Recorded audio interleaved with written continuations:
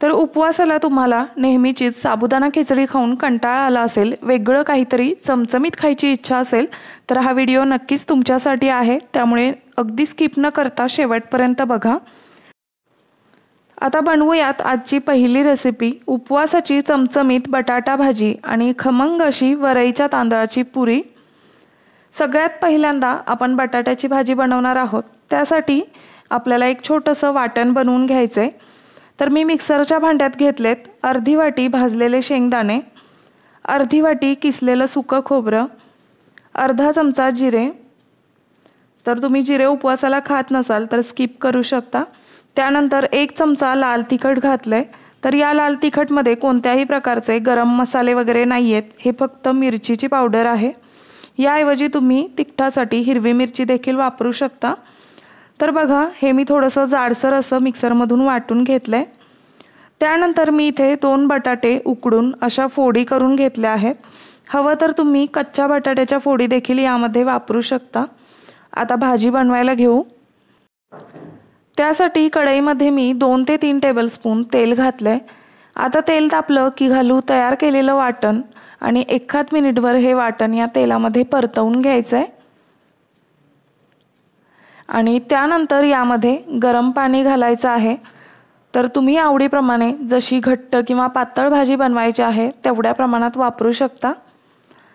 आता हे मिक्स करून घेऊ आणि आपण जो उकडलेला बटाटा आहे त्याच्यातील साधारण 7 ते 8 बटाट्याच्या फोडी यामध्ये अशा स्मॅश करून घालू। याच्यामुळे काय होईल तर आपल्या भाजीला छान टेक्स्चर येईल आणि भाजी एकदम दाटसर देखील होईल।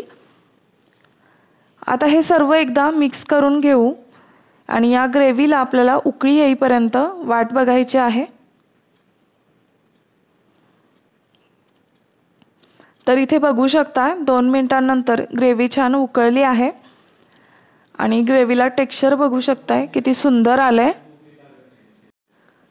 आता यामध्ये उकडलेले बटाटे घालायचेत आणि हे सर्व आपल्याला मिक्स करून घ्यायचे। जास्तही वेळ याला हलवत बसायचं नाही, नाहीतर मग बटाटा स्मॅश होतो। आता यावर झाकण लावून मीडियम गॅसवर साधारण 2 ते 3 मिनिटं भाजी शिजू द्यायची आहे। तर झाकण असं अर्धवट लावायचे, म्हणजे मग भाजीला छान तर्री येते। 3 मिनिटांनंतर झाकण काढायचे।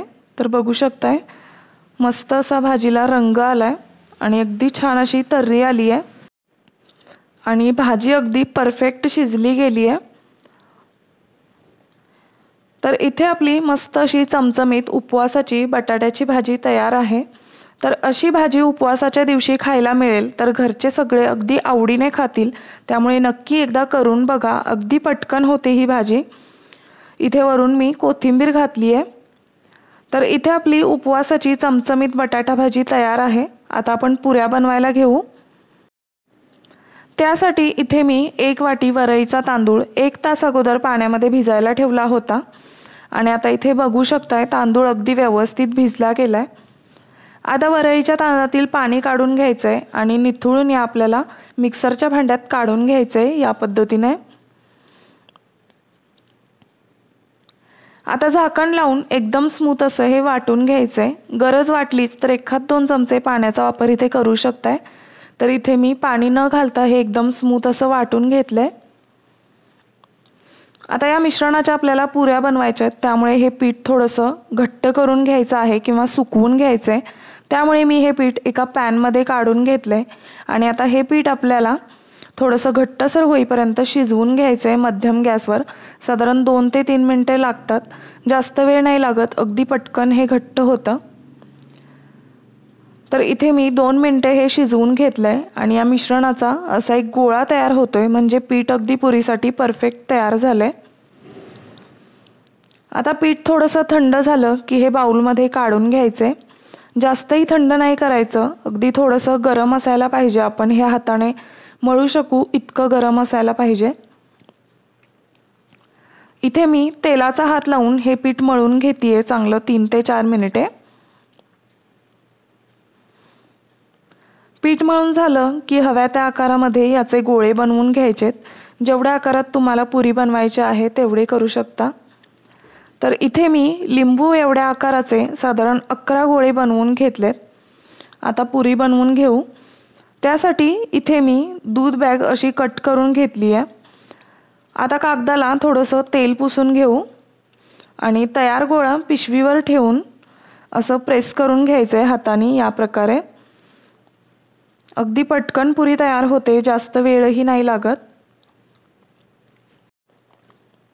तर इथे बघू शकताय इतपत जाडसर मी ही पुरी ठेवली आहे। आता एकीकडे पुऱ्या बनवत बनवत मी दुसरीकडे तळून घेतीये। तर इकडे मी तेल छान कडकडीत गरम करून घेतलंय। आता सावकाश पुरी आपल्याला तेलामध्ये सोडून घ्यायची आहे। तर बघू शकताय किती मस्त पुरी फुलत आहे। आता बाजू पलटी करून घेऊ आणि दुसऱ्याही बाजूने पुरी चांगली तळून घ्यायची आहे, गोल्डन ब्राउन होईपर्यंत।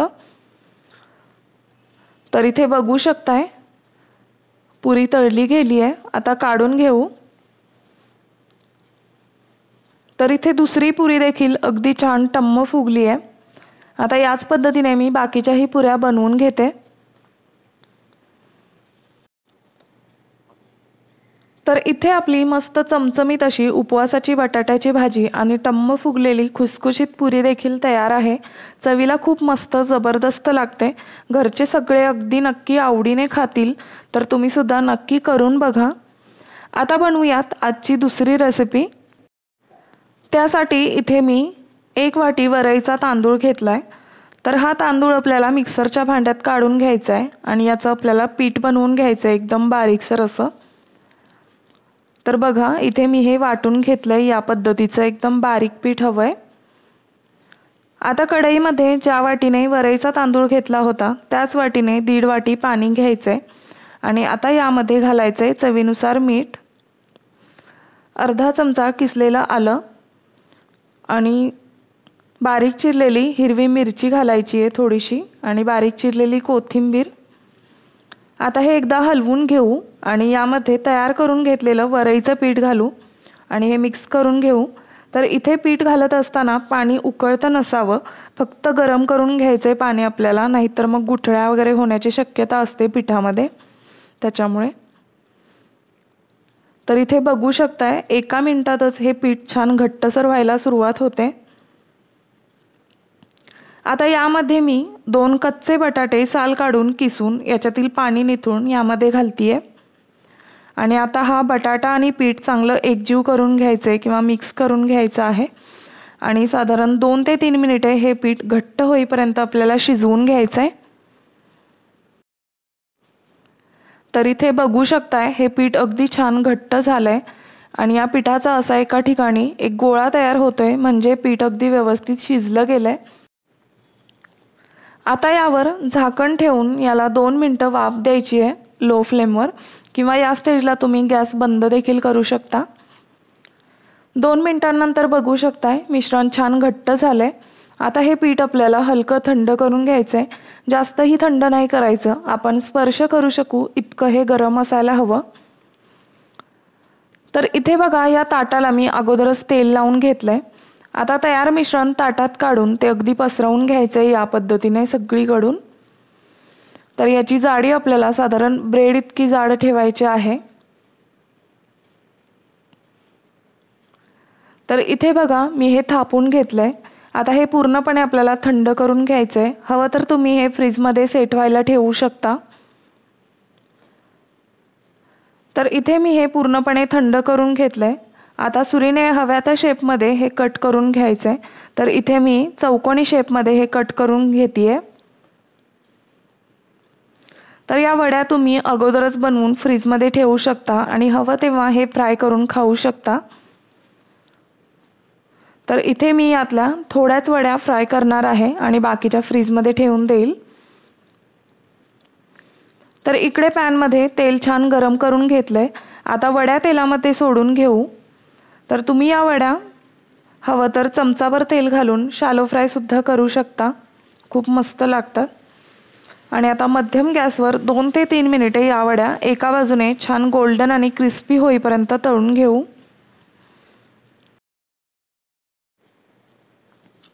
आणि 3 मिनिटांनंतर बाजू पलटी करून दुसऱ्याही बाजूने 2 ते 3 मिनिटे या वड्या तळून घ्यायच्या आहेत। वड्या तरतायत तोवर तुम्ही चॅनलवरती नवीन असाल तर प्लीज सबस्क्राईब करा। बरेच लोक व्हिडिओ पाहतात पण सबस्क्राईब करत नाहीत, विसरून जातात, तर असं करू नका। सबस्क्राईब करा आणि बाजूची बेल आयकॉन प्रेस करून ऑल ऑप्शन सिलेक्ट करा, म्हणजे मग माझ्या छान छान रेसिपीज तुमच्यापर्यंत नक्कीच पोहोचतील। तर इथे बघू शकताय दोन्ही बाजूंनी अगदी छान गोल्डन ब्राउन आणि कुरकुरीत या वड्या तळल्या गेल्यात। आता काढून घेऊ। वरून मस्त कुरकुरीत आणि आतून मस्त सॉफ्ट अशा या वड्या खूप मस्त लागतात। या तुम्ही दह्यासोबत किंवा शेंगदाण्याच्या चटणीसोबत खाऊ शकता। तर शेंगदाण्याची चटणी मी पुढे व्हिडिओमध्ये बनवून दाखवलीच आहे, नक्की बघा। किंवा या वड्या तुम्ही अशाच खाल्ल्यात तरी देखील खूप मस्त लागतात, त्यामुळे नक्की करून बघा। खूप सोपी रेसिपी आहे। आता बनवूयात आजची तिसरी रेसिपी, उपवासाचे खमंग आणि खुसखुशीत असे मेदू वडे आणि त्याचसोबत दह्याची आंबट गोड अशी चटणी। त्यासाठी सगळ्यात पहिल्यांदा इथे मी 1 वाटी वरईचा तांदूळ घेतलाय। आता हा तांदूळ आपल्याला मिक्सरच्या भांड्यात काढून याची एकदम रवाळ अशी पावडर बनवून घ्यायची आहे, या पद्धतीने। आता कढईमध्ये 2 वाट्या पाणी घालू।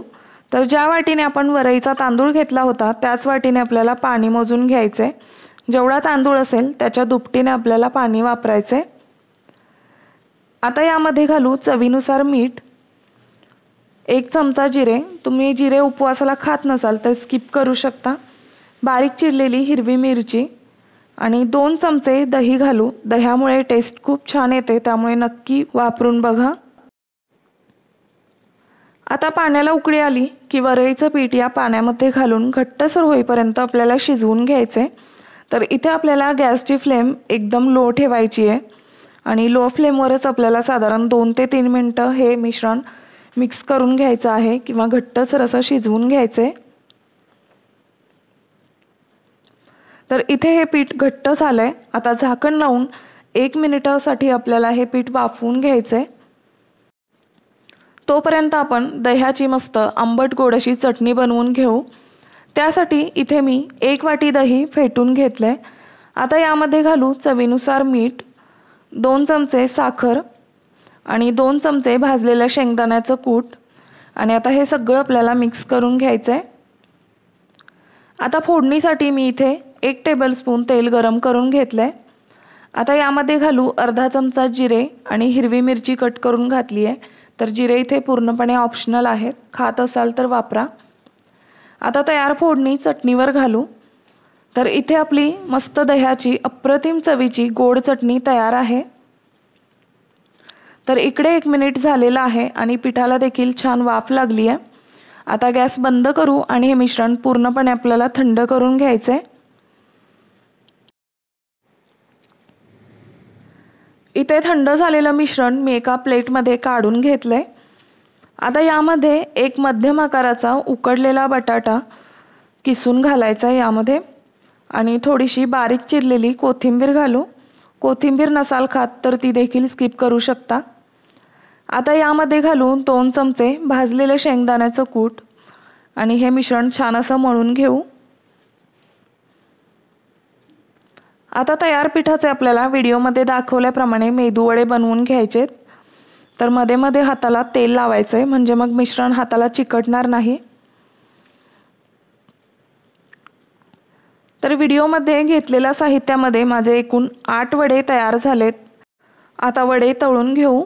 त्यासाठी मी इथे तेल कडकडीत गरम करून घेतलंय। आता वडे तेलामध्ये सोडून घ्यायचेत या पद्धतीने। तर वडे तेलात सोडल्यानंतर 1 मिनिटभर याला हलवायचं नाही, नाहीतर वडे तुटतात आणि जास्त तेल पितात। तर गॅसची फ्लेम आपल्याला मीडियम ठेवून हे वडे 5 ते 6 मिनिटे दोन्ही बाजूंनी छान गोल्डन ब्राउन होईपर्यंत आणि कुरकुरीत होईपर्यंत तळून घ्यायचेत। तर गॅस आपल्याला मध्यमच ठेवायचा आहे। तर इथे मी एकूण 6 मिनिटे हे वडे तळून घेतलेत आणि रंग बघू शकताय किती सुंदर आलाय। आता हे वडे काढून घेऊ। तर हे वडे दह्याच्या चटणीसोबत अफलातून लागतात, खूप मस्त लागतात। एकदा नक्की करून बघा। रेसिपी खूपच सोपी आहे आणि नवीनही आहे, त्यामुळे सगळे अगदी आवडीने खातील। आता बनवूयात आजची चौथी रेसिपी। त्यासाठी इथे मी 1 वाटी साबुदाणा घेतला आहे। तर हा कच्चा साबुदाणा आहे। आता हा मिक्सरच्या भांड्यात काढून हे रवाळ असं वाटून घ्यायचं आहे आपल्याला। जास्त जाडही नाही आणि जास्त बारीकही नाही, अशा प्रकारे रव्यासारखं हे जाडसर हवंय। आता हे बनवलेलं पीठ एका बाउलमध्ये काढून घेऊ आणि आता त्याच मिक्सरच्या भांड्यात घालायचे 2 हिरव्या मिरच्या, 1 इंच आल्याचे तुकडे आणि अर्धा चमचा जिरे घालायचे आणि हे पाणी न घालता आपल्याला जाडसर असं वाटून घ्यायचंय या पद्धतीने। त्यानंतर अर्धी वाटी शेंगदाणे भाजून त्याचा बारीकसर असा मी कूट करून घेतलाय, तो देखील या पिठामध्येच घालायचा आहे। आणि त्यानंतर 2 मध्यम आकाराचे बटाटे उकडून किसून घालायचे आणि आता आपण जे मिरची, आलं आणि जिऱ्याचं वाटण बनवून घेतलं होतं ते देखील यामध्येच घालायचं आहे। त्यानंतर घालू चवीनुसार मीठ आणि आता हे चांगलं मळून घ्यायचं आहे किंवा एकजीव करून घ्यायचं आहे। तर हे मळण्यासाठी पाण्याचा अजिबात वापर करायचा नाहीये, कारण यामध्ये आपण उकडलेला बटाटा वापरलाय, त्यामुळे बटाट्यातल्या पाण्यामुळे हे मिश्रण चांगलं मळलं जातं। तर इथे हे मी छान असं मळून घेतलंय। आता याच्यातील थोड्याशा पिठाचा एक गोळा बनवून घेऊ, साधारण लिंबा एवढ्या आकाराचा। तर हे वडे तुम्ही थापूनही बनवू शकता, पण असे पुरी प्रेस मशीनमध्ये बनवले तर ते अगदी पटापट तयार होतात, जास्त वेळ नाही लागत। तर इथे मी 2 असे प्लास्टिकचे कागद घेतलेत। आता या प्लास्टिकला थोडंसं आपल्याला तेल लावून घ्यायचंय, म्हणजे मग वडे कागदाला चिकटणार नाहीत। आता तयार केलेला गोळा मध्ये ठेवून वरून दुसरा कागद लावून हलक्या हाताने हे प्रेस करायचंय। तर जास्तही प्रेस करायचं नाहीये।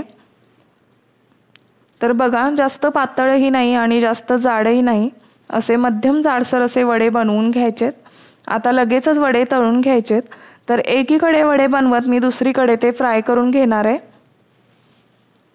इकडे मी तेल कडकडीत गरम करून घेतलंय। आता वडा सावकाश तेलामध्ये सोडून घ्यायचा आहे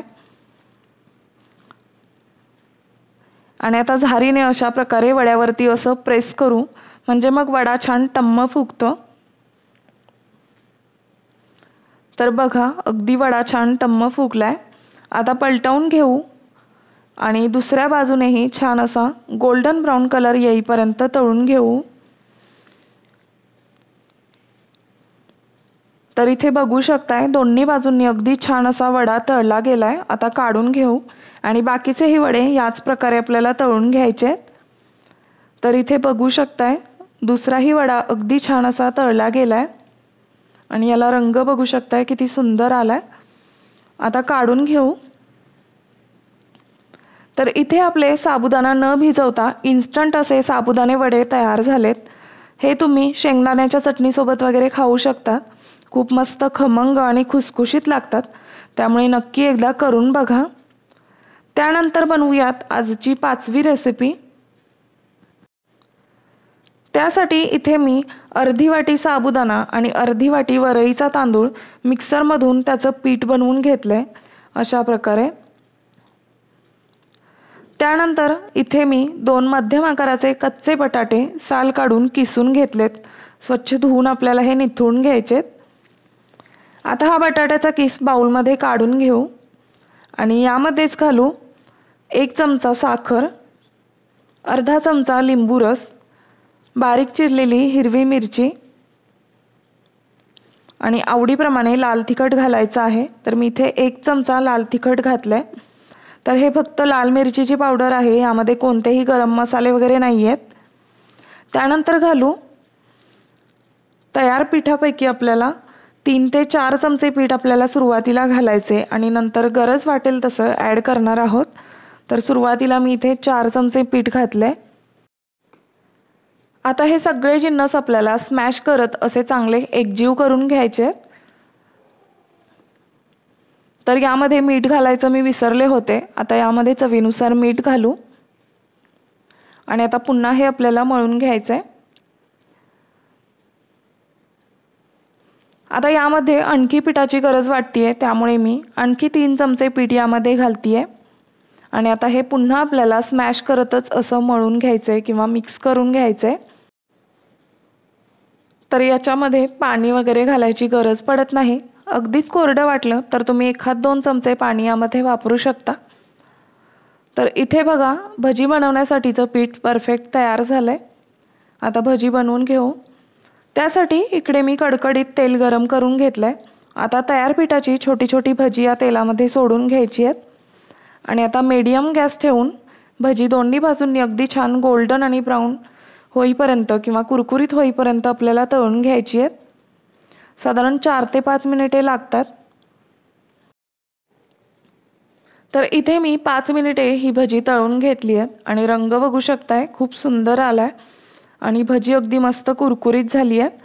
आता ही भजी काढून घेऊ आणि बाकीची ही भजी याच पद्धतीने तळून घेऊ। तर इथे आपली मस्त खमंग आणि कुरकुरीत अशी उपवासाची बटाट्याची भजी तयार आहेत। खायला ही भजी खूप मस्त अप्रतिम लागतात, त्यामुळे एकदा नक्की करून बघा। आता बनवूयात आजची 6वी आणि शेवटची रेसिपी। सगळ्यात पहिल्यांदा मी इथे 2 बाउल घेतलेत। त्यापैकी एका बाउलमध्ये घेऊ 1 वाटी वरई किंवा वरईचा तांदूळ आणि दुसऱ्या बाउलमध्ये घेऊ त्याच वाटीने 1 वाटी साबुदाणा।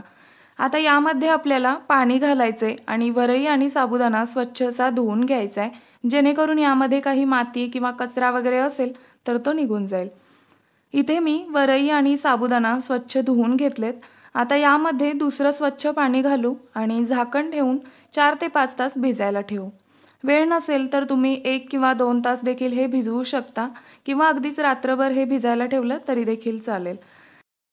तर साबुदाणा आणि वरई जेवढा जास्त वेळ भिजेल तेवढेच आपले डोसे मऊ लुसलुशीत आणि जाळीदार तयार होतात। तर 5 तासांनंतर बघा वरई आणि साबुदाणा अगदी छान भिजला गेलाय। आता एक मिक्सरचं भांडं घेऊ आणि त्यामध्ये हा साबुदाणा काढून घेऊ। आता यामध्ये आवश्यकतेनुसार पाण्याचा वापर करून याची स्मूथ अशी पेस्ट बनवून घ्यायची आहे। बनवलेली पेस्ट मी ही एका बाउलमध्ये काढून घेतली आहे। आता त्याच मिक्सरच्या भांड्यात भिजवलेली वरई सुद्धा काढून घेऊ। त्याचप्रमाणे यामध्ये घालू पाव वाटी भाजलेले शेंगदाणे, 1 कच्चा बटाटा साल काढून कट करून घेतलाय तो घातलाय। आता या सगळ्याची गरजेनुसार पाणी वापरून स्मूथ अशी पेस्ट बनवून घ्यायची आहे। आता हे वाटलेलं मिश्रण सुद्धा आपल्याला साबुदाण्याच्या पेस्टमध्ये ओतून घ्यायचे आणि चमच्याने हे व्यवस्थित असं मिक्स करून घ्यायचं। मिश्रण एकजीव झाल्याच्या नंतर यामध्ये चवीनुसार मीठ घालायचे आणि हे पुन्हा मिक्स करून घ्यायचे। तर मिश्रण घट्ट वाटलं तर गरजेनुसार पाणी वापरून याची कन्सिस्टन्सी ॲडजस्ट करू शकता। तर या मिश्रणाची तुम्हाला मी कन्सिस्टन्सी दाखवते। तर बघा इतपत पातळसर हे मिश्रण असायला पाहिजे। आता यावर झाकण ठेवू आणि 15 ते 20 मिनिटासाठी हे मिश्रण रेस्ट होण्यासाठी साईडला ठेवूयात। तोपर्यंत आपण डोस्याबरोबर खाण्यासाठी शेंगदाण्याची चटणी किंवा आमटी बनवूयात। त्यासाठी मिक्सरच्या भांड्यात घेऊ अर्धी वाटी भाजलेले शेंगदाणे, यानंतर 2 ते 3 हिरव्या मिरच्या, 3 ते 4 चमचे सुकं खोबरं किसून, त्यानंतर घालू चवीनुसार मीठ आणि पाण्याचा वापर करून याची मिक्सरमधून पेस्ट बनवून घ्यायची आहे। तर बघा इथे मी हे वाटून घेतलंय। इथे मी एका पॅनमध्ये 1.5 टेबलस्पून तेल गरम करून घेतलंय। आता घालू अर्धा चमचा जिरे। जिरे फुलल्यानंतर 1 लाल सुकी मिरची घालतीये। तुमच्याकडे उपवासाला जिरे खात नसाल तर घालू नका। आता हे थोडंसं परतवू आणि आता बनवलेलं वाटण यामध्ये ओतू। आता हे व्यवस्थित असं मिक्स करून घ्यायचंय आणि कन्सिस्टन्सी ॲडजस्ट करण्यासाठी कोमट पाण्याचा वापर इथे करायचा आहे। तर याची कन्सिस्टन्सी तुम्हाला हवी तशी जाड किंवा पातळ तुमच्या आवडीप्रमाणे ठेवू शकता। मी इथे थोडीशी पातळसर ठेवली आहे कारण ही थंड झाली की आणखीन घट्टसर होते। आता ही आमटी किंवा चटणी मी 3 ते 4 मिनिटे मीडियम फ्लेमवर शिजवून घेणार आहे, म्हणजे याला टेस्ट आणखीन सुंदर येईल। तर इथे 3 ते 4 मिनिटांनंतर बघू शकता इथे चटणी किंवा आमटी व्यवस्थित शिजली गेली आहे। आता गॅस बंद करू। इकडे मी अर्धा तास हे मिश्रण रेस्ट व्हायला ठेवलं होतं। आता याचे आपल्याला डोसे बनवून घ्यायचेत। तर इथे मी मध्यम आचेवर पॅन गरम करून घेतलाय। आता सुरुवातीला पॅनला थोडंसं तेल लावून घेऊ आणि वरून थोडंसं पाणी शिंपडू, म्हणजे तव्याचं टेम्परेचर कमी होईल आणि डोसे अगदी एकसारखे व्यवस्थित पसरले जातील। तर मी इथे पॅन सुती कपड्याने व्यवस्थित पुसून घेतलाय। आता पॅनवर मध्यभागी एक पळी मिश्रण ओतू आणि हे थोडं पसरवून घेऊ। तर तुम्हाला हवा तसा डोसा जाड किंवा पातळ तुम्ही बनवू शकता। तर इथे बघू शकताय डोशाला छान जाळी पडताना दिसत आहे। आता वरून साधारण अर्धा चमचा तेल सोडू। तर इथे डोशाची वरची बाजू थोडीशी सुकली आहे। आता याची बाजू पलटी करून घेऊ। तर बघू शकताय डोशाला छान जाळी पडली आहे आणि रंग सुद्धा बघू शकताय अगदी सुरेख आलाय। आता या बाजूनेही एखाद मिनिटभर डोसा शेकून घेऊ। तर इथे बघू शकताय डोसा तयार झालाय। आता याच पद्धतीने मी बाकीचेही डोसे बनवून घेते। इथे आपले मऊ लुसलुशीत आणि जाळीदार असे डोसे तयार झालेत। आता एका वाटीमध्ये मी शेंगदाण्याची आमटी काढून घेते आणि दुसऱ्या वाटीमध्ये मी इथे दही घेतले। तर इथे बघू शकताय मऊ लुसलुशीत आणि जाळीदार असे डोसे तयार झाले आहेत। हे डोसे या शेंगदाण्याच्या चटणी सोबत खूप अप्रतिम लागतात, भन्नाट लागतात। तुम्ही एकदा तरी नक्की बनवून बघा, तुम्हाला नक्कीच आवडतील आणि प्रत्येक उपवासाला तुम्ही असेच डोसे बनवून खाल। तर आजच्या या उपवासाच्या रेसिपी तुम्हाला कशा वाटल्या आणि याच्यातील कोणती रेसिपी तुम्हाला सगळ्यात जास्त आवडली ते नक्की कमेंटमध्ये सांगा। चॅनलवर नवीन असाल तर प्लीज सबस्क्राइब करा आणि बेल आयकॉन प्रेस करून ऑल ऑप्शन सिलेक्ट करा, यामुळे माझे सगळे व्हिडिओ तुमच्यापर्यंत पोहोचतील। वेळात वेळ काढून व्हिडिओ पाहिलात त्याबद्दल खूप खूप आभारी आहे। परत भेटूयात नवीन रेसिपीमध्ये।